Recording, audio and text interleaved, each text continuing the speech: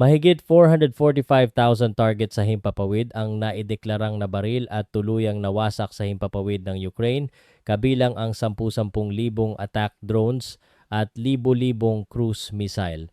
Subalit pagkatapos ng higit 4 na taon at kalahati ng tuloy-tuloy na digmaan, isang malaking katanungan ang nananatili para sa mga sumusubaybay sa buong mundo. Bakit hanggang ngayon ay hindi pa rin makuha ng Russia ang inaasahan nitong mabilisang tagumpay, ang ganap na pangingibabaw sa himpapawid sa kalangitan ng Ukraine? Sa likod ng napakalaking numerong ito ay hindi lamang isang simpleng palitan ng mga missile at anti-aircraft rounds sa ere. Ito ay kwento ng isang air defense network na sinubukang durugin ng Moscow sa mga unang oras pa lamang ng labanan. Sa halip na bumigay, ang sistemang ito ay nanatiling buhay, mabilis na nakaangkop at puwersahang pinabago ang taktika ng militar ng Russia. Ngunit ang tagumpay na ito ay hindi pa ganap dahil kasalukuyang sinasamantala ng Russia ang isang mapanganib na butas na mahirap takpan ng Kiev. Ayon sa opisyal na ulat ng Ukrainian Air Force, mula nang simula ng Russia ang malawakang pagsalakay nito noong Pebrero 24, 2022, umabot na sa higit 445,000 target ang kanilang napabagsak. Kung ang opisyal na numerong ito ay nagpapakita ng tunay na sukat ng mga operasyong pagharang, pinatutunayan nito na nagbuhos man ang Russia ng napakalaking bulto ng mga armas, nabigo pa rin silang paralisahin ang buong defense infrastructure ng Ukraine. Noong mga unang oras ng digmaan, nagpakawala ang Moscow ng mga cruise at ballistic missiles kasabay ng malalayo ang pambobomba mula sa himpapawid upang direktang targetin ang mga airfields, radar stations, command posts at fixed surface-to-air missile sites ng Ukraine. Ang kanilang estratehikong layunin ay napakalinaw. Bulagin ang early warning radars ng kalaban, sirain ang kakayahang sumagot sa himpapawid, at buksan ang kalangitan para sa close air support ng Russian Aerospace Forces o VKS. Sa pamamagitan nito, inaasahan nilang mas madaling makakapasok ang kanilang mga puwersang panlupa patungo sa malalalim na bahagi ng teritoryo ng Ukraine. Subalit ang nakaplanong senaryo na ito ay hindi nangyari ayon sa eksaktong kagustuhan ng mga general sa Moscow. Sa halip na tuluyang mawasak sa isang iglap, nagpakita ng kakaibang liksi sa taktika ang mga puwersa ng Ukraine na nagligtas sa buong kampanya.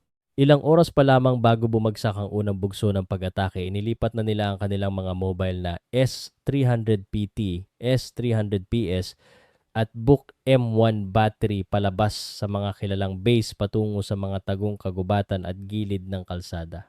Ang estratehiyang ito ng tactical dispersal ay naging susi upang ang mga unang missile strikes ng Russia ay tumama lamang sa mga bakanteng installation at mga kahoy na decoy na ginamit bilang panlilinlang. Ginamit din ng mga Ukrainiyang tagapagtanggol ang tinatawag na strict radar discipline o emission control, kung saan binubuksan lamang nila ang kanilang mga radar sa loob ng ilang segundo upang ilak ang target. Pagkatapos magpakawala ng missile, agad sila nag-iiba ng posisyon gamit ang shoot and scoot tactics bago pa man sila matunton ng mga nakamamatay na anti-radiation missiles ng Russia. Dahil sa mga mabilisang pag-atras at pagbabago ng pwesto, tuluyang nabigo ang Russian Aerospace Forces na isagawa ang kanilang suppression at destruction of enemy air defenses o SED-DEAD. Habang patuloy ang labanan, ang mga natitirang pilotong pandigma ng Ukraine ay patuloy na lumipad upang harapin ang mga paparating na banta sa kabila ng matinding kakulangan sa bilang. Sa ibaba, unti-unting pinagsama ng kanilang ground-based air defense forces ang mga lumang kagamitang pamana pa ng Unyong Sobyet at ang mga makabagong armas na nagmumula sa mga bansang kanluranin. Nang magsimulang maubos ang kanilang mga lumang 9M38 at 5V55 interceptor missiles, nakipagtulungan ang Kiev sa mga inhinyero sa depensa ng Amerika upang buuin ang pinagsamang proyekto na tinawag nilang Franken-SAM. Sa pamamagitan nito, inangkop nila ang mga lumang Soviet launcher upang makapagpaputok ng modernong RIM, 7C Sparrow ng Amerika at AIM, 9M Sidewinder missiles.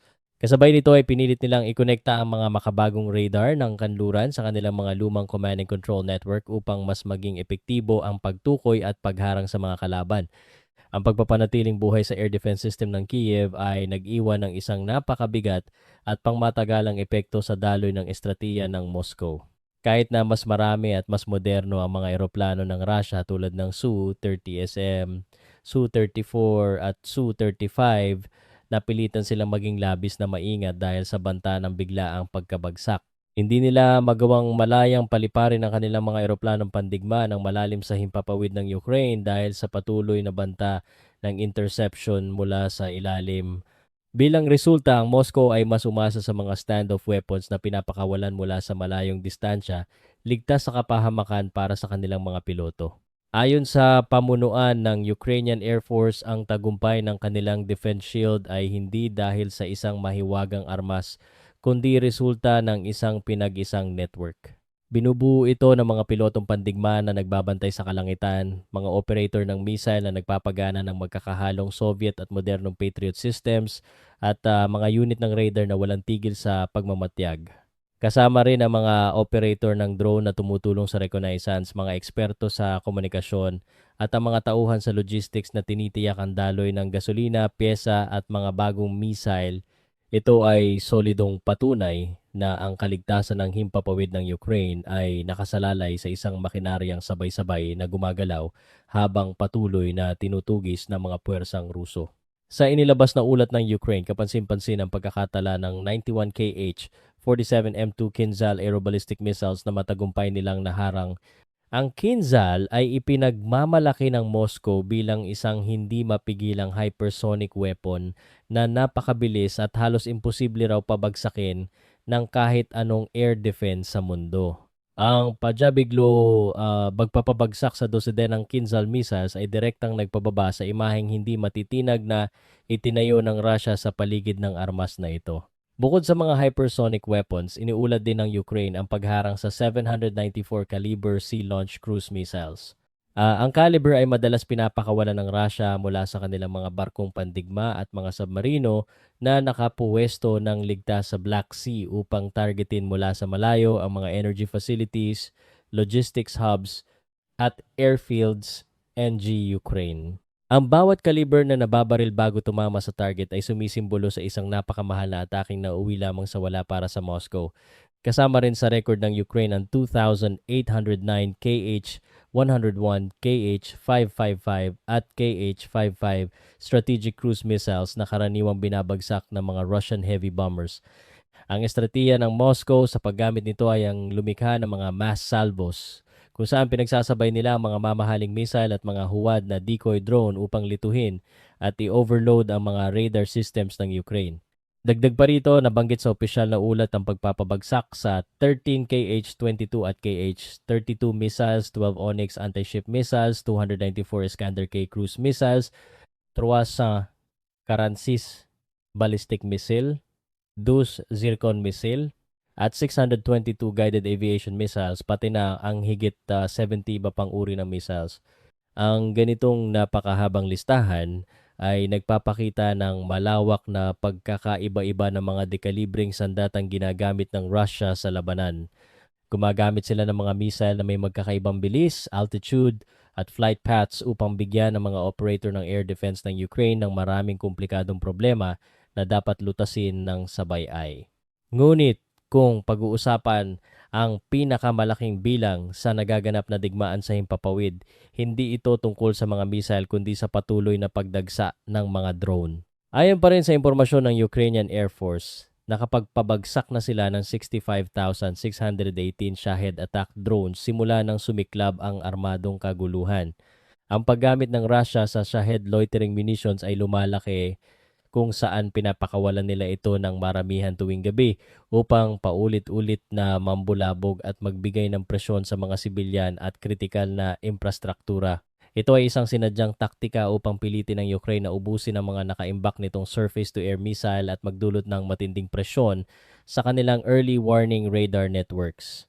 Dito nagkakaroon ng matinding agwat sa gastos sa pagitan ng bansang umaatake at bansang dumedepensa. Ang isang Shahed drone na gawa sa disenyo ng Iran ay nagkakahalaga lamang ng 20,000 hanggang 50,000 bawat isa. Sa kabilang panig, ang isang modernong Western interceptor na ginagamit ng Ukraine tulad ng NASAMS o IRIS-T system ay nagkakahalaga ng 1,400,000 hanggang higit 1.2 milyon kada putok. Kung patuloy na gagamit ang Kyiv ng mga mamahaling missile laban sa mga murang drone na ito, mabilis na babagsak ang kanilang inventaryo at kaban ng bayan. Ang Russia ay kayang magsakripisyo ng libu-libong murang drone, sumaasang makakapilit ito sa kalaban na magwaldas ng kanilang pinakamahal na proteksyon. Upang solusyonan ang nakakaubos na banta na ito, binuo ng Ukraine ang mga mobile fire groups, isang hukbo ng mga modified 4x4 pickup trucks tulad ng Ford F-250 at Toyota Hilux na nilagyan ng mabibigat na armas. Ang mga sasakyang ito ay inarmasan ng Browning M2, DHK heavy machine guns at ZU 23,002 twin autocannons, pati na rin ang mga thermal scope at naglalakihang searchlights. Gamit ang isang pambansang acoustic sensor network na naka-install sa mga smartphone at mga mikroponong nakalagay sa lupa, naririnig at natutukoy ng mga sundalo ang direksyon ng mga papalapit na Shahed drones. Dahil dito, nagagawa nilang barilin at pabagsakin ang mga pampasabog na drone gamit lamang ang ilang libong dolyar na halaga ng bala ng machine gun na direktang nagliligtas sa kanilang mga nauubos na mamahaling missiles. Bukod sa mobile fire groups, ipinatupad din ng Ukraine ang paggamit ng Pokrova Electronic Warfare System. Ang Pokrova ay isang pambansang GPS at GLONASS spoofing network na partikular na idinisenyo upang guluhin ang navigation signals ng mga Shahed drone. Sa pamamagitan ng pamemeke ng signals, nililinlang nito ang internal guidance system ng mga drone, dahilan upang mawala sa tamang direksyon ng mga ito at bumagsak bago makarating sa target nang hindi nangangailangan ng missile interceptor. Ipinagmamalaki rin ng Ukraine ang pagpabagsak sa 20,286 reconnaissance UAVs, 10,604 Lancet kamikaze drones at 342,585 iba pang uri ng drones. Ipinapakita ng mga detalyeng ito na ang himpapawid ng Ukraine ay naging isang napakasikip na espasyo kung saan nagkukumpulan ang iba't ibang uri ng unmanned aerial vehicles. Ang Lancet ay partikular na mapanganib dahil espesyal itong idinisenyo ng Russia upang manghuli ng mga radar, artillery pieces at air defense systems ng Ukraine sa mismong front line.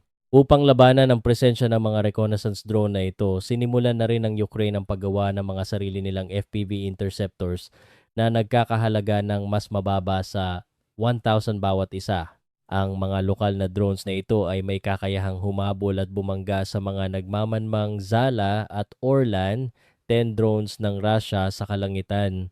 Sa bawat kaaway na pinasabog sa ere, isang mahalagang piraso ng kagamitan ng Ukraine ang naililigtas mula sa pag-atake ng artilerya. Sa kabila ng matinding limitasyon at kakulangan sa kagamitan noong simula ng digmaan, patuloy na lumipad ang mga piloto ng Ukraine upang harapin ang mas malaking puwersa ng kalaban at protektahan ang kanilang teritoryo. Ang kanilang mga sasakyang panghihimpapawid ay patuloy na gumaganap ng mahalagang papel sa pagharang ng mga banta at pag-atake sa mga estratehikong posisyon ng Russia. Sa pamamagitan ng pag-target sa mga command posts, logistics hubs, at mga konsentrasyon ng tropa, ginugulo nila ang mismong proseso ng paggawa ng desisyon at daloy ng supply ng Moscow.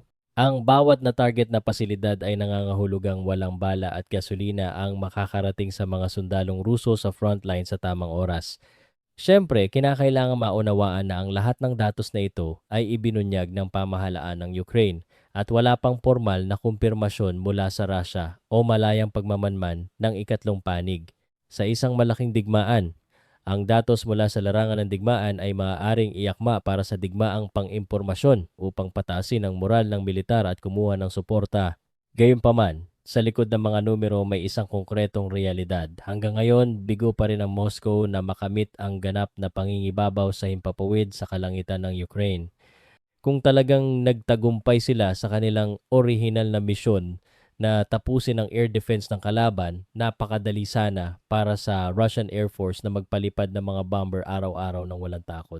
Ang patuloy nilang pagbabago ng estratehiya ay direktang patunay na ang Ukraine ay may sapat pa ring kakayahan upang gawing nakamamatay na lugar ang kanilang airspace para sa anumang eroplanong Ruso. Ngunit sa kabila ng mga tagumpay sa pagharang ng mga drone at cruise missiles, may isang nakakatakot na kahinaan ang unti-unting lumalabas sa depensa ng Ukraine. Nang mapagtanto ng Russia na madalas nababaril ang kanilang mga Shahed at subsonic cruise missiles, nagsimula silang magbuhos ng pansin sa paggamit ng mga ballistic missile. Ito ngayon ang itinuturing na pinakamahirap at pinakamapanganib na banta na may potensyal na bumuta sa umiiral na kalasag ng depensa ng Kyiv. Tingnan natin ang datos noong buwan ng Hulyo, kung kailan pinakawala ng Russia ang 126 ballistic missiles, ang pinakamataas na naitala sa isang buwan mula simula ng taon. Kabilang dito ang Iskander-M at ang mga S-300 at S-400 na muling itinakda ang target surface-to-air missiles na ginamit sa land attack mode. Ang paggamit ng S-300 at S-400 sa surface-to-surface role ay nagpapakita na handa ang Russia na gamitin ang malawak nitong inventaryo upang magbigay ng patuloy na presyon sa Ukraine. Ang mga makabagong ballistic missiles gaya ng Iskander-M at Kinzhal ay lumilipad sa napakatinding bilis na Mach 6 hanggang Mach 7 at bumababa sa target sa halos patayong anggulo. Kapag ang isang S-300 ay pinakawalan mula sa lungsod sa hangganan ng Belgorod patungong Kharkiv, ang oras ng paglipad nito ay naglalaro lamang sa pagitan ng 1 hanggang 2 minuto. Ang napakaikling panahong maaaring tumugon na ito ay nagbibigay sa mga operator ng air defense ng napakaikling oras upang magsuri at magpakawala ng interceptor. Bukod dito, karamihan sa mga legacy Soviet systems at medium-range Western weapons tulad ng NASAMS at IRIS-T ay idinisenyo para sa mga air-breathing targets gaya ng eroplano at cruise missiles. Kinakapos sila pagdating sa bilis ng pagtugon laban sa napakabilis at patayong galaw ng ballistic threat. Ang warhead ng mga lumang interceptors na ito na gumagamit ng proximity blast fragmentation ay madalas na hindi sapat upang tuluyang mabasag ang warhead ng isang ballistic missile sa ere. Dito na pumapasok ang napakalaking pangangailangan ng Ukraine para sa MIM-104 Patriot system, partikular na ang paggamit ng PAC-3 MSE interceptors. Ang Patriot PAC-3 ay gumagamit ng hit-to-kill technology na sinusuportahan ng isang active ka-band radar seeker upang direktang ibunggo ang katawan nito sa warhead ng papalapit na ballistic missile. Ang matinding kinetic energy mula sa direktang pagbangga ang tumitiyak na madudurog ang pampasabog ng kalaban bago pa man ito makapagdulot ng pinsala sa lupa. Napatunayan ng Patriot PAC-3 nang magawa nitong harangin ang higit ni Benta, Kinzhal at Iskander missiles sa ibabaw ng Kyiv. Ngunit mayroong malaking coverage gap dahil kakaunti lamang ang Patriot batteries na hawak ng Ukraine na nagiiwan sa mga lungsod tulad ng Kharkiv, Odessa at Dnipro na madaling kapitan ng mga ballistic strikes. Mas mabigat pa rito ang supply ng PAC-3 missiles sa inventaryo ng Kiev ay napakalimitado. Bawat isang atake ng Russia ay nag-oobliga sa Ukraine na magpakawala ng maraming interceptors para siguruhin ang interception ng target. Ang bawat isang PAC-3 MSE missile ay nagkakahalaga ng 3.5 million hanggang 5 million. Ito ang kalkulasyon na pilit minamanipula ng Moscow bilang bahagi ng kanilang war of attrition upang ubusin ang pondo at mga reserba ng kalaban. Sadyang pinagsasama ng mga Ruso sa iisang atake ang mga murang Shahed drones, mga decoy na gawa sa foam tulad ng Gerbera, at mga ballistic missile.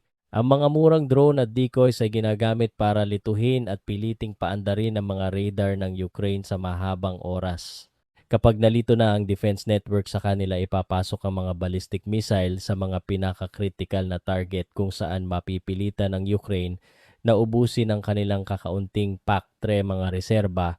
Paulit-ulit na nananawagan ng Ukraine sa kanilang mga pandaigdigang katuwang na bilisan at dagdagan ang pagpapadala ng mga Patriot systems, PAC-3 missiles at SAMP-T systems na may Aster-30 interceptors. Gayunpaman, ang pandaigdigang kakayahan sa produksyon para sa mga makabagong interceptor na ito ay may limitasyon, habang maraming bansa ang kailangan ding panatilihin ang sarili nilang inventaryo. Naiintindihan ng Russia ang limitasyon sa logistics na ito at ginagamit nila ito upang patuloy na idiin ang depensa ng Ukraine. Ang muling pagtutok ng Moscow sa masinsinang paggamit ng ballistic missiles ay nagpapakita rin na ang kanilang mga naunang taktika ay hindi nakapagbigay ng inaasahang huling tagumpay.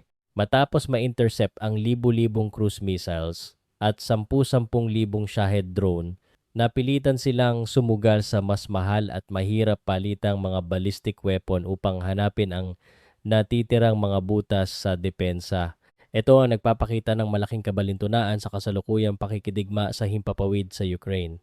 Sa bawat bagong taktika na natutunang solusyonan ng Ukraine gamit ang kanilang mga limitadong mapagkukunan, napipilitan ng Russia na gumamit ng mas brutal ngunit mas magastos na hakbang. Nang matutong humarang ang mobile fire groups laban sa Shahed, nagdagdag ang Russia ng mas maraming drones at decoys. Nang mas madaling matukoy ang mga cruise missile, itinaas ng Moscow ang paggamit ng ballistic trajectories. Kaya naman ang bilang na 445,000 na napabagsak na targets ay hindi nangangahulugang nasa ligtas ng kalagayan ng Ukraine, kundi sukat ng matinding presyon na kailangan nilang harapin araw-araw. Ipinapakita rin nito ang kakayahang umangkop ng isang air defense network na inakala ng mga general ng Russia na kayang burahin ng mabilisan. Pagkalipas ng higit 4 na taon at kalahati, hindi pa rin kontrolado ng Moscow ang kalangitan ng Ukraine at ang hukbong panghimpapawid ng Ukraine ay patuloy na lumalaban at nakakalipad. Ang labanan sa himpapawid ay pumasok sa mas mapanganib na yugto. Nanalo ang Ukraine sa pagpigil sa absolutong pamamayagpag ng Russian Air Force, ngunit upang mapanatili ang tagumpay na ito, kailangan nila ng karagdagang Patriot batteries, PAC-3 hit-to-kill interceptors, radar systems, at electronic warfare equipment upang matugunan ang attrition strategy ng Moscow. Kung bibilisan ng mga katuwang sa kanluran ang paghahatid ng tulong, ang butas sa depensa laban sa ballistic missile ay maaaring maisara pabor sa dumedepensa at ang huling barahan ng Moscow ay magiging katulad ng mga naunang estratehiyang pinulbos ng Ukraine. Ngunit kung mananatiling limitado ang supply ng interceptors, patuloy na gagamit ng Russia ng mga ballistic missile laban sa mga lugar na hindi sapat ang proteksyon. Ang 445,000 aerial targets na nabaril ay patunay na hindi madaling naipatupad ng Russia ang lakas nito sa himpapawid ng Ukraine kahit pahawak nito ang malaking imbakan ng missile sabay nito. Isa rin itong babala na ang depensa ng Ukraine ay nagtatrabaho sa sukdulan ng kakayahan nito at nangangailangan ng tuloy-tuloy na suporta. Nagawa na ng Kyiv na iparamdam sa Moscow ang pagkabigo sa kanilang pangunahing layuning kontrolin ang himpapawid. Sa puntong ito, ang pinakamalaking katanungan ay hindi na kung may determinasyon pa ang Ukraine na lumaban, kundi kung magbibigay ang mga kaalyado nito ng sapat na armas upang harangin ang mga ballistic missile ng Russia. Dahil kung mapupunan ng maayos ang kakulangan sa PAC-3 interceptors, ang natitirang pag-asa ng Moscow na manalo gamit ang attrition strategy ay hahantong sa panibagong kabiguan. At matapos magwaldas ng daan-daang libong drones at libo-libong mamahaling missiles, kailangang harapin ng Russia ang katotohanang hindi pa rin nila naipapatupad ang kanilang kagustuhan sa kalangitan ng Ukraine.